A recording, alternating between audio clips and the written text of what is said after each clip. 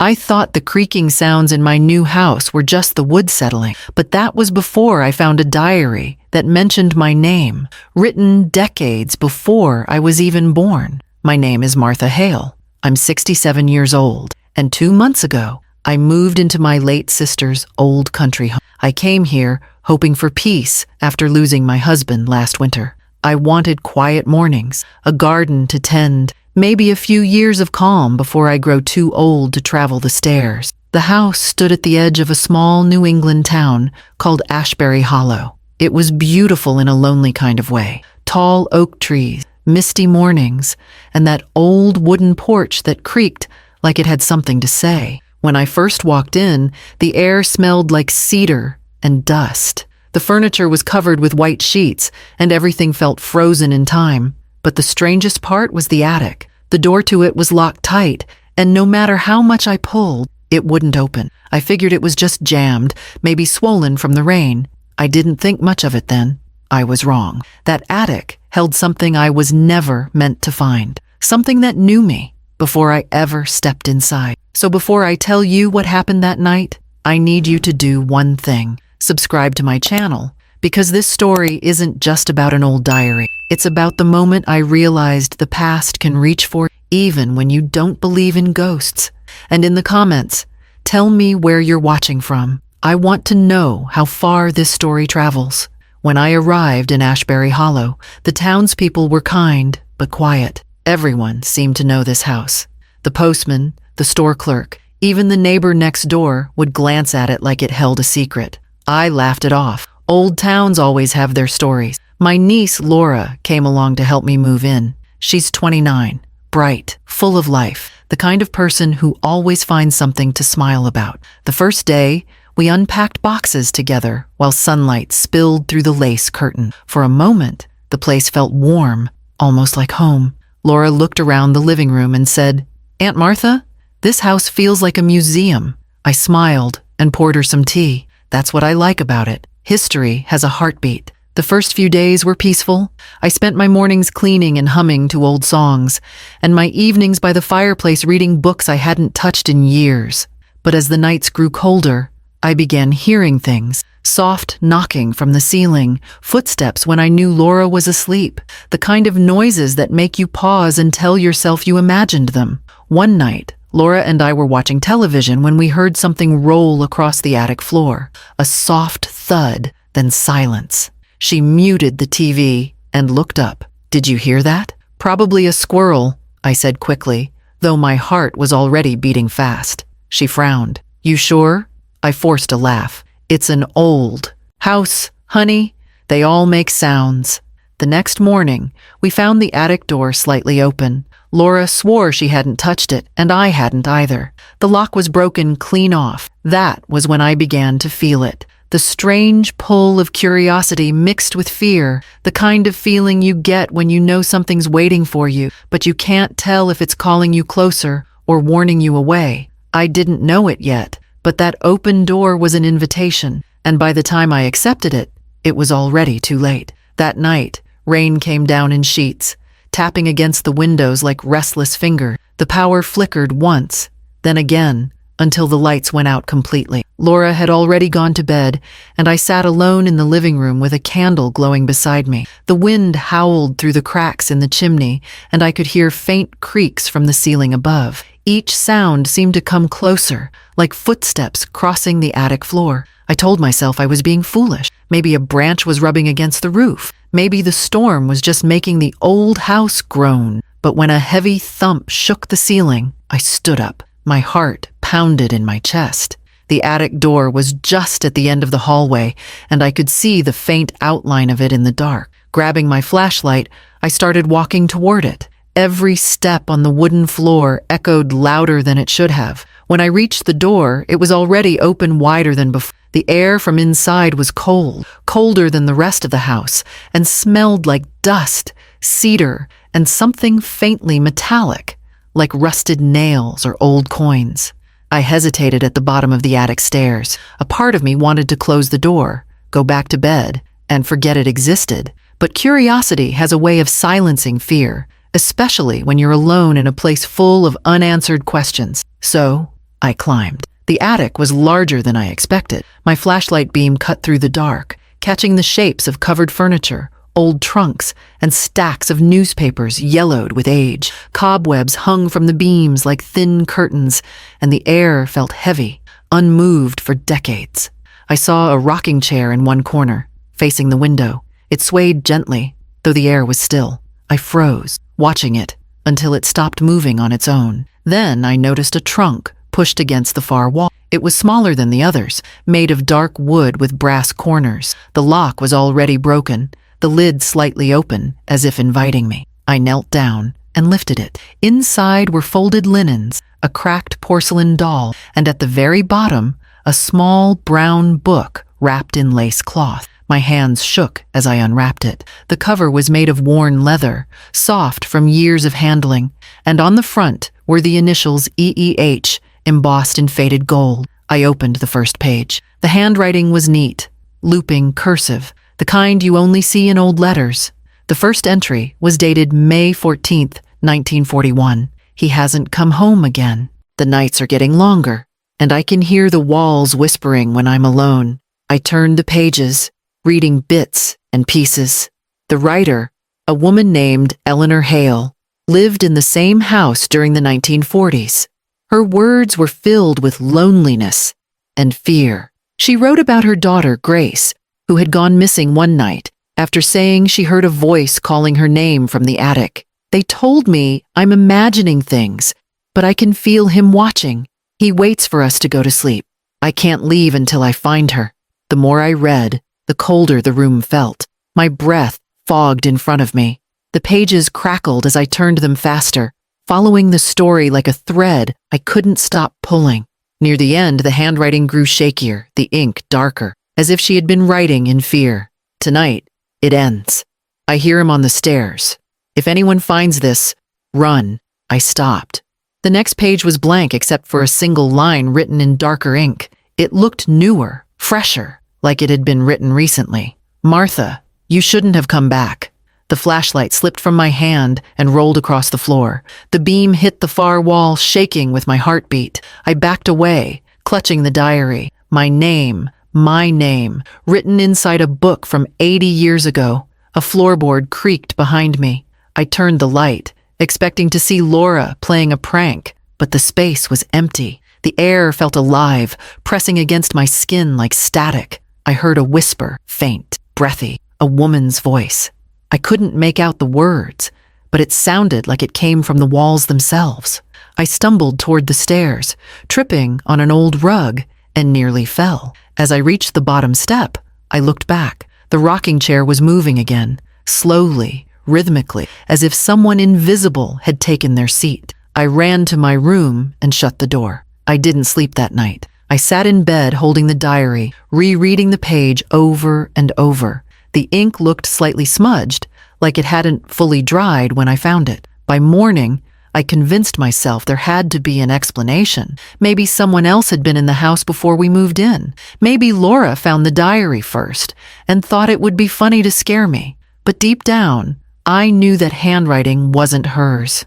It wasn't anyone's, I knew. When I told Laura about it over breakfast, she looked confused. "You're sure it said your name?" she asked. I nodded. "Clear as day." She tried to smile. "Then it's probably some coincidence. Maybe another Martha lived here." "Maybe," I said. But even as the words left my mouth, I felt the lie in them. Because when I went back upstairs to put the diary away, I noticed something else on the first page that hadn't been there before. A single line written in the same dark ink. "He's still here." That was the moment I realized this wasn't about an old diary or family history. Something, or someone, was trying to tell me that the house wasn't empty, and that it never had been.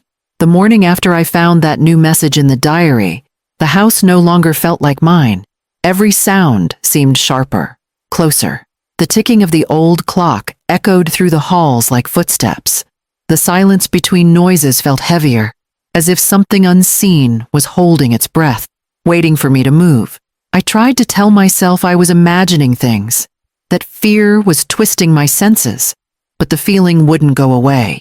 When Laura came downstairs, I was sitting at the table with the diary open in front of me. The sun was up, but the pages still looked dim under the light, as if the book absorbed brightness rather than reflected it. She poured herself a cup of coffee and gave me a worried look. "Aunt Martha, you didn't sleep, did you?" I shook my head. "I couldn't. There's something wrong with this house." She sat across from me, folding her hands. "You're still thinking about the diary." I slid it toward her. "Read the last line." Laura frowned but picked it up. Her eyes moved across the page, and then she frowned deeper. "There's nothing here. It just ends with that last entry. If anyone finds this, run. That's it." I leaned forward. "You don't see the line under it?" She looked up, confused. "No." "What line?" I snatched the diary back. The words were still there for me, bold and black. "He's still here." I didn't say anything else. I just closed the book and stood up. Laura watched me carefully, clearly torn between concern and disbelief. "You're scaring yourself," she said softly. "Let's just get some air." We decided to take a walk around the property. The morning was crisp, the trees shedding golden leaves, the kind of day that would normally bring peace. But as we walked past the back of the house, I noticed something odd. A small, bricked-up window near the base of the wall, half hidden by ivy. It was the same wall that bordered the attic above. I ran my hand along the bricks. They were newer than the rest of the house, patched up with a different color mortar. "Did you know this was here?" I asked. Laura shrugged. "Probably sealed decades ago. But something about it didn't sit right with me. Why would anyone seal up a window from the inside?" That night, the whispers started again. I was lying in bed when I heard them, faint, like wind moving through a flute. At first I thought it was the rain, but then I heard words. My name, clear, deliberate, spoken softly from somewhere behind the walls. "Martha." I froze. My throat tightened. The voice came again, closer this time, almost kind. "You shouldn't have read it." I sat up, clutching the blanket, staring at the dark corner of the room where the sound seemed to come from. I whispered back before I could stop myself. "Who are you?"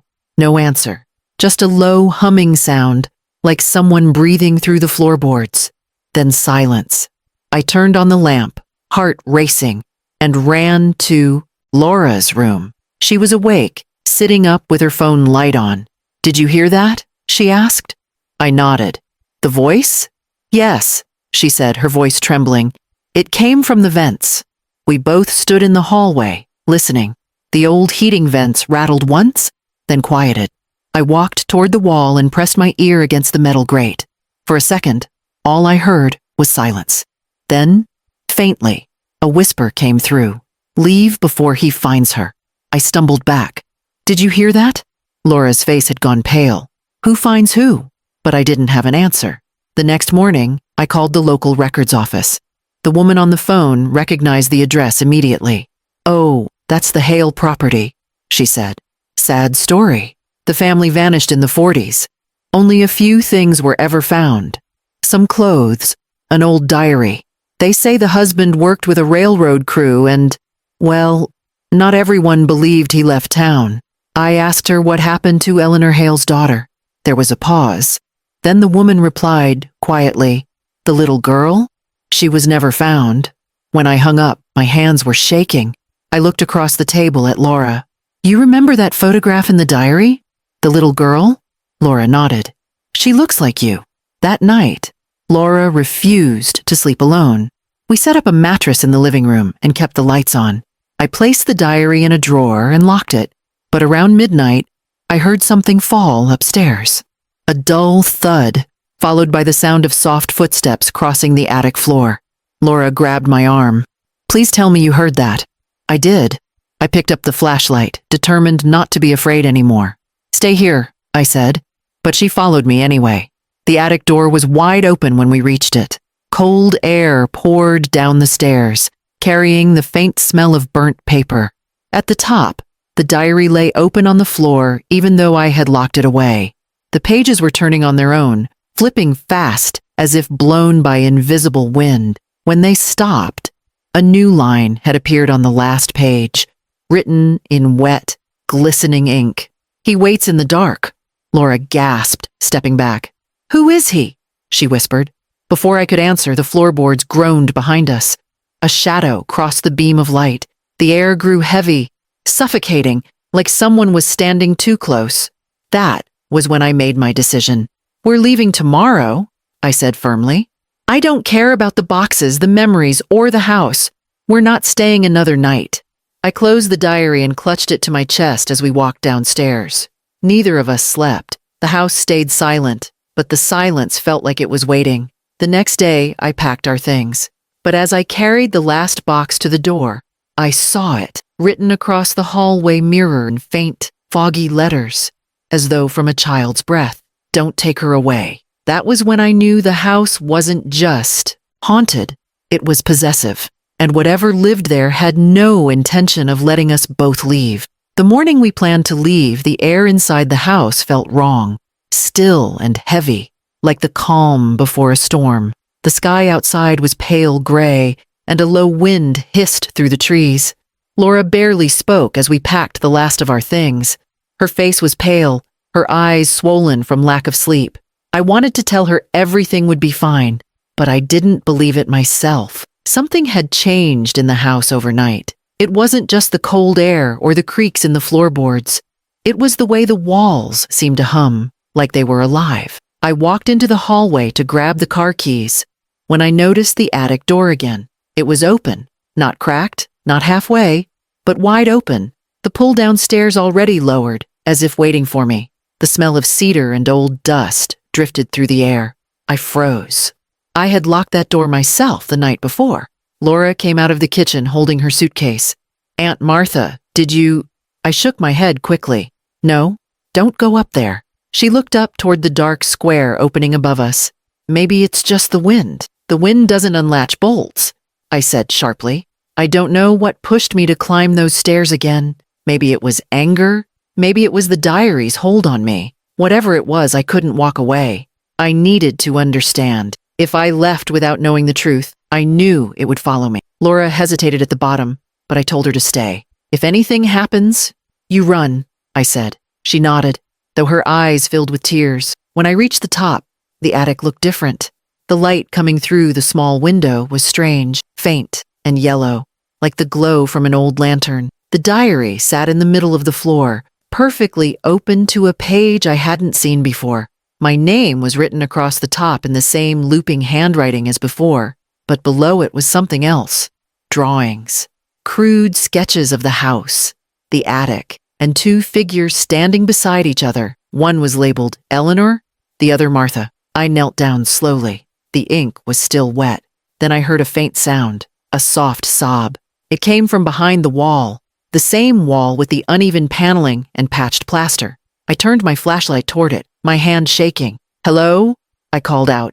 No answer, just a small whimper, like a child trying not to be heard. I dropped to my knees and started feeling along the boards. One of them moved slightly under my hand. I pulled, and it came loose with a creak.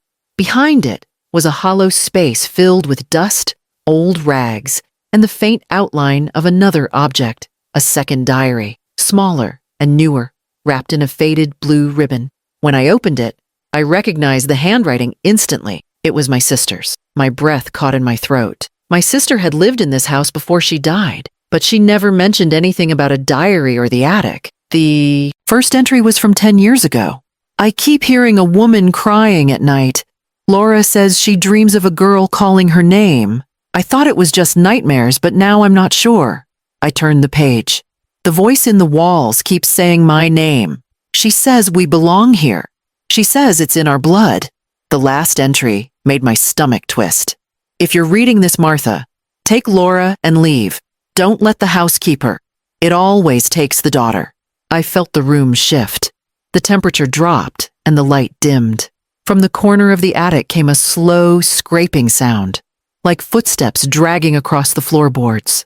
My heart hammered as I turned toward the noise. Out of the shadows stepped a faint figure, a woman in a long, faded nightgown. Her hair was silver, her face pale and hollow, but her eyes were full of sorrow. She looked straight at me. "You found it," she whispered. Her voice trembled like wind through dry leaves. "You shouldn't have opened it." I couldn't speak. I wanted to run, but my legs wouldn't move. "Who are you?" I finally managed to say. She smiled faintly. Eleanor Hale, you are my blood. Behind her, the shadows seemed to deepen, forming the outline of something larger, darker. A man's shape, tall and still, his features hidden. Eleanor turned her head slightly, her expression breaking into fear. He's awake! A sudden crash echoed through the house below, Laura screaming my name. I dropped both diaries and ran to the stairs, nearly falling in my rush. Laura, I shouted, get out! When I reached the bottom, the living room lights flickered wildly. Laura stood near the front door, frozen, staring at the mirror. Her reflection wasn't moving with her. The girl in the glass, the reflection, wasn't Laura at all. It was the little girl from the photograph, the one who looked like her. The reflection pressed its hand to the glass, and the surface rippled like water. I ran to her and grabbed her arm, pulling her back. Don't look at it! The mirror cracked from corner to corner with a deafening snap. The air filled with a cold gust that smelled of smoke and earth. The entire house groaned, the floor shaking beneath us. Run! I yelled. We sprinted toward the door, but it slammed shut before we could reach it. Every window burst inward at once, glass scattering like rain. I turned toward Laura, ready to shield her, but when I looked again, she was gone. The room went completely still. Only the sound of my breathing filled the space. On the wall, the mirror had stopped shaking. In its fractured surface, I saw the attic reflected behind me, and Laura standing there, pale and silent, holding the first diary. I screamed her name, but the image faded like smoke.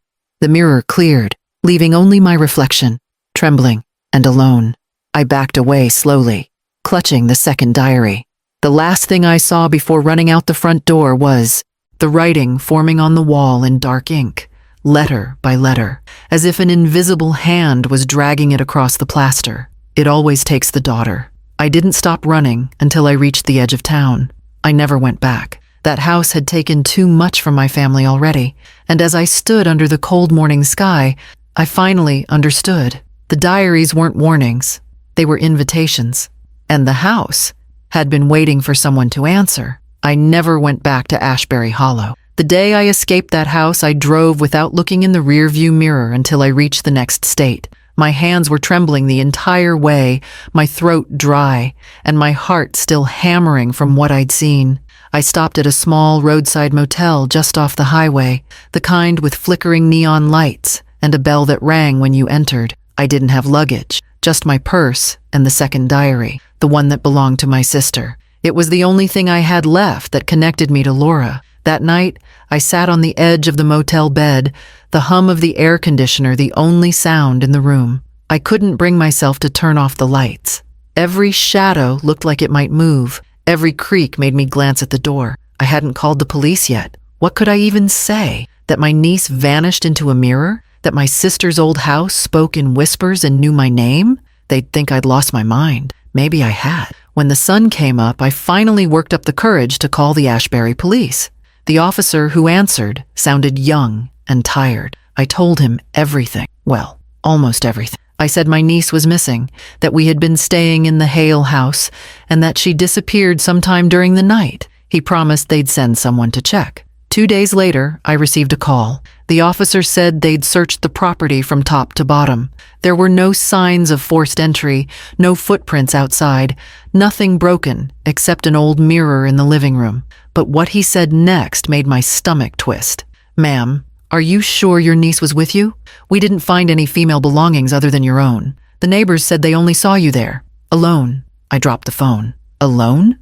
That wasn't possible. Laura had been there. She unpacked boxes, laughed in the kitchen, drank tea with me on the porch. She was real. I picked up the phone again and shouted that they were wrong, that she was my sister's daughter, that she'd help me move in. But the officer just kept repeating that they found no evidence anyone else had lived there. When I hung up, I sat in silence for a long time. I opened my sister's diary again, searching for something, anything, to make sense of it. Near the back, I noticed something I hadn't read before. Faint pencil marks on a nearly blank page. It erases what it keeps. Memory is how it feeds. I stared at the words until they blurred. If that house had taken Laura, Maybe it had taken the memory of her too, from everyone except me. Over the following weeks, I moved into a small apartment in another town. I tried to build a normal routine, grocery shopping, reading, calling old friends. But every night, the same dream came, the attic door creaking open, the faint sound of a child's voice whispering my name, and that last line from the diary repeating over and over in my head. It always takes the daughter. I'd wake up gasping, drenched in sweat, with the sound of footsteps fading away in the hallway outside my door. One morning, a letter arrived with no return address. The envelope was old, yellowed, and inside was a single sheet of paper. The handwriting was Laura's. It said, "I found her, Aunt Martha. She's not alone anymore. Don't come back." I sat there staring at it for what felt like hours. The ink was smudged, but the words were clear. I don't know if the letter was real or another cruel trick, but a part of me wanted to believe it. Maybe Laura wasn't gone, just somewhere I couldn't follow. Months passed. I got rid of both diaries, leaving them at an abandoned church miles away. I watched them burn in a metal bin behind the chapel until nothing but ash remained. The smoke rose into the evening sky, curling like dark fingers. For a moment, I felt free. But freedom is a fragile thing. That night, I woke up to the sound of scratching. Not on the door, not on the window, but under my bed. I froze, holding my breath. Then came the whisper, soft and familiar, the same voice I'd heard in that house. "He's still here." I left the apartment the next morning and never slept in the same place twice after that. I kept moving from town to town, always feeling like someone or something was just a few steps behind me. I stopped trying to explain it. You can't explain what refuses to be understood. But here's what I've learned.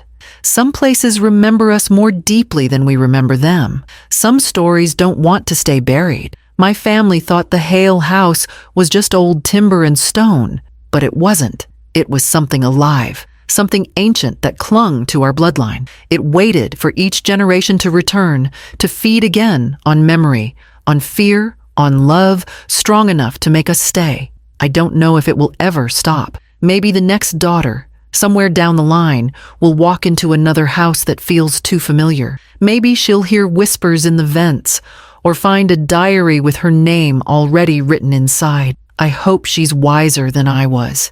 I hope she leaves before it's too late. If you ever move into a new home and find something hidden, something that calls your name, don't touch it. Don't read it. Leave it where it is and walk away. Some doors aren't meant to be opened.